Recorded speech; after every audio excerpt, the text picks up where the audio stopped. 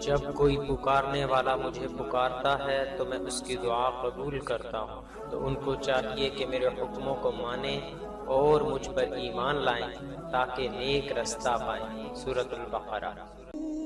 بسم اللہ الرحمن الرحیم۔ اللہ کے نام سے شروع جو نہایت مہربان رحمت والا ہے۔ السلام علیکم ورحمۃ اللہ وبرکاتہ۔ آج کی ویڈیو میں مسجد میں کسی کو خرید و فروخت کرتے دیکھ کر پڑھے جانے والے کلمات پیش کیے جا رہے ہیں۔ ویڈیو میں آگے بڑھنے سے پہلے نئے آنے والے دوستوں سے گزارش ہے کہ ہمارے چینل کو ضرور سبسکرائب کریں اور آنے والی ویڈیو سے باخبر رہنے کے لیے بیل آئیکن پریس کریں۔ شکریہ۔ اسلامی تعلیمات میں مساجد میں خرید و فروخت کی ممانعت ثابت ہوتی ہے۔ اس سے مقصود یہ ہے کہ مسجدیں تجارتی منڈیاں نہ بنا لی جائیں۔ مسجدیں تو صرف عبادت الہی کے لیے تعمیر کی جاتی ہیں۔ اگر ان میں بھی تجارت شروع ہو جائے تو یہ اپنا مقصد تعمیر کھو بیٹھیں گی۔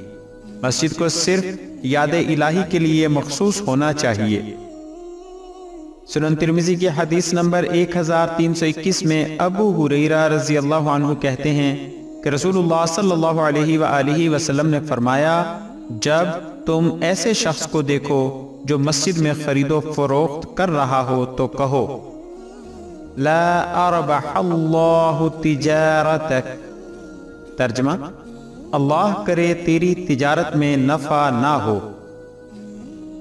اور جب ایسے شخص کو دیکھو جو مسجد میں گم شدہ چیز کا اعلان کرتے ہوئے اسے تلاش کرتا ہو تو کہو، لا رد اللہ علیک، اللہ تمہاری چیز تمہیں نہ لوٹائے۔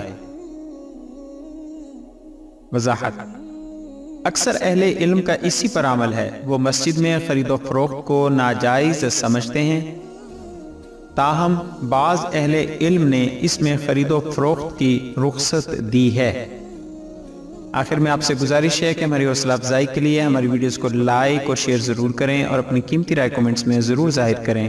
شکریہ۔ جزاک اللہ خیرہ۔